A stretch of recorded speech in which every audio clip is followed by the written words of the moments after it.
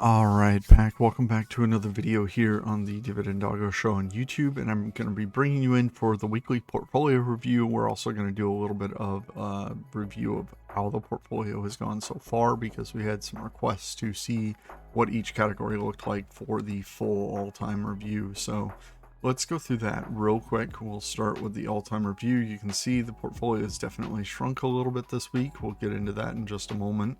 But you can see we're at market gains of about $97,631. And then we have earned dividends of $55,340.41. This is the all-time view. This is what the slices of the big pie look like. So in consumer, we'll briefly go over these. You can see that some of these have now fallen into the red a little bit. But overall, we are very much still in the green for the majority of the stocks in the pie here. Some of them a little bit more than others, but all in all, this is what it looks like for each of the individual holdings for the consumer pie. You can see that Altria has got the highest bit of gains there still, and a lot of that is earned dividend income off of Altria. So we will jump back here. We're going to show you what the finance pie looks like. Now, the majority of the money for the finance pie has actually been invested over this year. So this is, we're down a little bit in Citigroup and JPM. We're down about $2,000 in JPM and about $5,000 in Citigroup right now. So overall, that is what the finance pie looks like. Bank of OZK is still up pretty significantly. Bank of America is still up pretty significantly. And we're just barely up in T Rowe.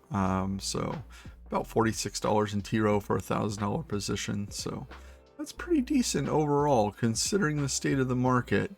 Then we have the common money pie. Everything is red in here for the all-time view. I'm not really worried about that at all. I'm just going to keep dollar cost averaging into a CHD and plan to hold on to this for quite a long time. So you can see we're down about $11,600 total for the position. Do have some dividend payments coming in this week, so this will get shifted around unless the market keeps going down this week. But either way, I'm going to be buying a little bit more SCHD this week. That's a little spoiler for next week's episode. But then we have Berkshire Hathaway down about 1,000, so about 8% down total for that position.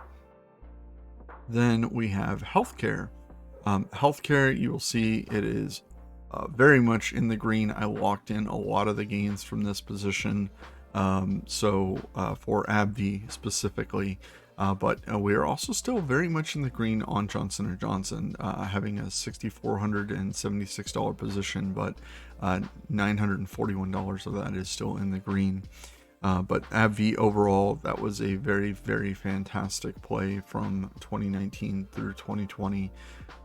Taking the money out of that to put into real estate was a pretty easy call for me. So very happy with that. I believe it has continued to drop from where I sold. Yeah, we're at about 143 right now. My initial cost basis was about $84 before I sold shares. So overall, I kept the leftover remaining portion, and I'm just going to hold that and see how that performs for quite a while. But overall, took some gains out of there, so that's partially what's propping up the whole portfolio there for gains, is taking out the gains in AbbVie. And then in utilities, we have Vistra, and you can see the gains here are about $50,000, almost $51,000 in gains. This was a position that I started into. Let's see, when did we start into Vistra? That was November 18th, 2020. And then it kind of ballooned up. They had the Uri storm issues, and I threw a bunch of money at that. Then it continued to spike up, and you can see here it peaked out at about 170,000. Yeah, $170,554. That is the point where I decided that I was going to take out my initial investment, which was a little over $100,000 in this position. I took it from about 6,000 shares down to about 1,941 shares.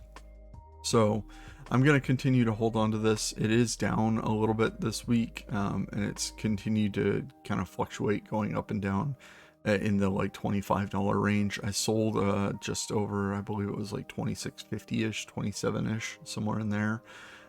So my share price is about 1783. So it was a little about 18 and change, like 1825, something like that, when I sold the position. Sold about 4,000 shares of the position there. And then we have Duke. Duke is definitely has been a solid investment since I made it. It has continued to go up and perform, still paying me beautiful dividends, and I'm loving it. Then we have the monthly dividend stocks. We're just going to see overall BST is in the red just slightly right now. And then Owner's Rewards is in the red. But that brings me up to a topic.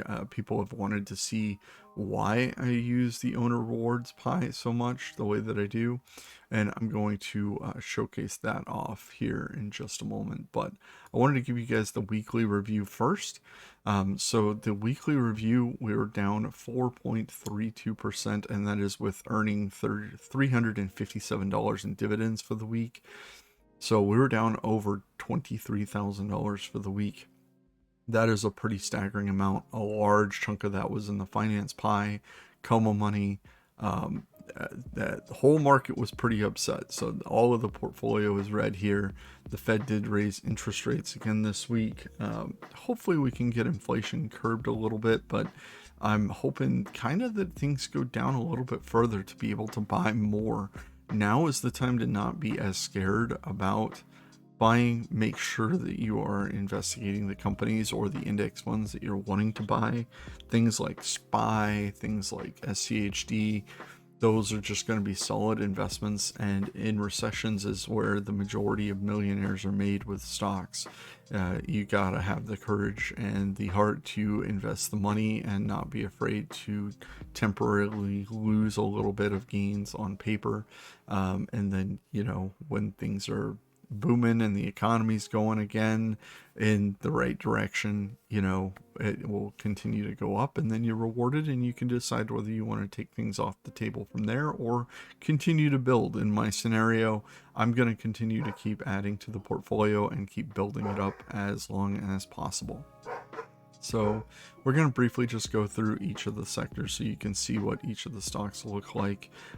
This is the consumer pie, and the dogs are barking at someone. I assume someone's doing their lawn work or something outside right now. You can see just about everything in here was down except for Pepsi. Pepsi was in the green for the week. Pretty shocking there. Then we have overall, we have everything in the finance pie down, with Citigroup being down the most at about 8%, Bank of America down 7%, and JP Morgan down 6.7% for the week. Overall, the red hurts to see, but you're getting a discount if you're buying anything this coming week, that's for sure. SCHG was down 4.38%, and Berkshire Hathaway down 2.56%. I'm sure that we're going to find out Berkshire Hathaway is getting ready to do some share buybacks and stuff. I would not be at all shocked if their stock goes down a bit and they just start scooping it up. So AbbVie and Johnson & Johnson down very little for the week. Healthcare didn't seem to get hit anywhere near as hard as utilities or finance. So utilities, you can see Vistra was down 7% for the week, and then Duke was only down about 2% for the week. Then we have monthly dividend stocks. Those were down 7.32% for BST, and then 7% for the Owner's Rewards pie. Now, a good chunk of this is actually slated in Amazon, so it's got a 7.6 target allocation, so it's only like $45. It's not a really big position or anything like that, but it is interesting to see Amazon was down 7.83% for the week. Then we've got Chipotle down 8% for the week, and Uber down almost 13%. American Airlines down 11%. GameStop down 12.55%. Chewy down almost 10%. FedEx down 7% again. A pretty wild ride all the way across. A lot of these are down. Airbnb down 14%. Lyft down 14%, and Wayfair down 16%. So that's pretty wild when you're looking at these. I'm really glad I don't have a lot of money in these stocks. Now, the reason that I have money in these stocks at all is I'm going to showcase here on this tab. I'm still here. Okay, so this is the owner's rewards program. It's a credit card program where you get 1.5% on any purchase that you make that isn't a stock that you hold or own. But these are the stocks that are in my portfolio, and you can see the cashback rates on all of these. You can see on the left here, it's tied to my brokerage account, and you can see that I have $64 pending. I've earned over $1,000, so that is more than the entirety of the investment into the owner's rewards pie that I have. In addition to, it's also covers the M1 Finance fees for having the plus membership.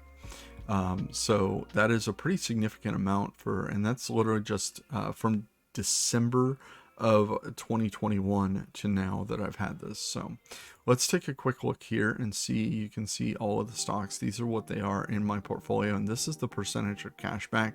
Now, I am not advocating in any way, shape, or form that you go buy any of these stocks right now. If I was to set this program up, I would do it with like less than $300 or $400 so that it's a very, very tiny position in all of these stocks. But you can see some of the big ones like currently we actually aren't using Netflix. We do not have a Netflix subscription. We do have Spotify though. So this saves us about $2 a month on our family plan. We don't shop at Dollar General just because I don't even know if there is one in Washington State. Adobe, we used to use the Creative Cloud stuff, but we aren't currently using that right now. We do use American Airlines and Delta Airlines from time to time. However, sometimes I use the Amex card for those bookings, depending on the points that are on that. Getting upgrades and stuff like that are fantastic, but having a backup, 5% cash back on any tickets, is fantastic. Was getting a lot of the pet toys and pet food delivered from Chewy, but I have now switched over to using primarily just Costco for that. Then Chipotle, did eat out at Chipotle this week. We usually eat Chipotle like maybe twice a month. Not very frequent. Domino's, I haven't ordered a Domino's pizza in like over a year. I haven't ordered one at all since we moved to Washington.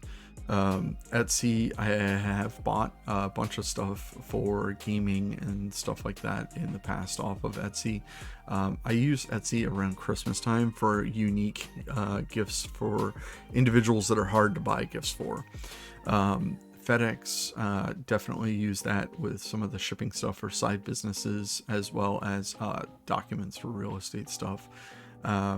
GameStop, I use this a ton. This was 10% when the card started. It was amazing because you could use Rakuten and order stuff online and get like 10 to 12% from that cashback and get 10% back from the cashback rewards from the credit card. It was absolutely amazing. I think I spent like almost $2,000 at GameStop last December for my cousins. I bought new switches for the OLED switches, bought 2 of those. Bought a whole bunch of different games, accessories, toys, a whole bunch of stuff. Nike, ordered the first pair of Nikes I bought in like 10 years. Trainers, I'm trying to get in better shape. So I ordered Nike shoes off of the website, saving that 5%. It's fantastic. Restaurant Brands International, this covers a bunch of fast food when I'm traveling and stuff. Starbucks, again, I don't use Starbucks very often. We are definitely the make coffee at home type. So yeah, Starbucks use maybe 4 or 5 times a year. Don't usually get Starbucks all that often. TJ Maxx, my wife did some shopping at a TJ Maxx in Santa Monica, I think. That was more than a year ago. Some of these we just don't use. UPS we definitely have used. Wayfair, we thought about doing home furnishing stuff there, but we haven't done anything with it.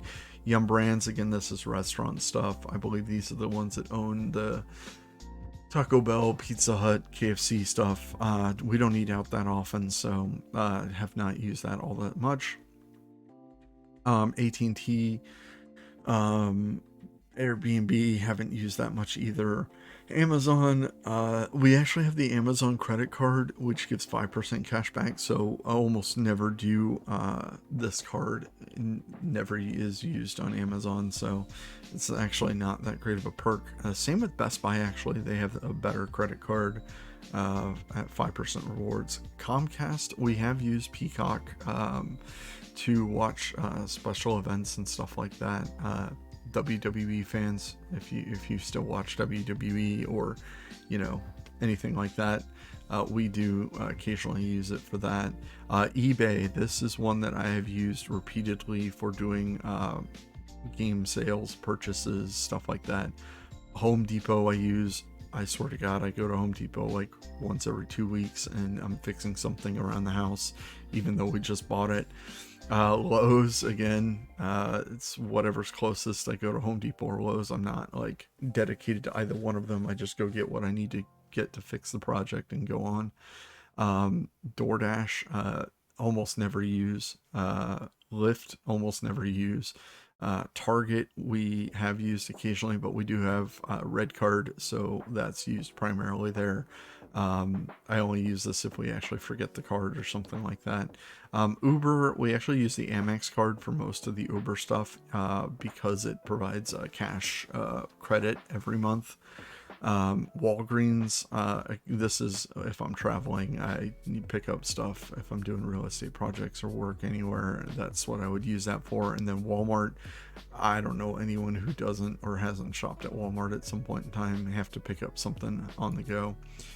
So yeah, that is the owner's rewards pie, and that brings us to being signed out of the app. So that is going to be wrapping up the video. I hope that you guys found this insightful.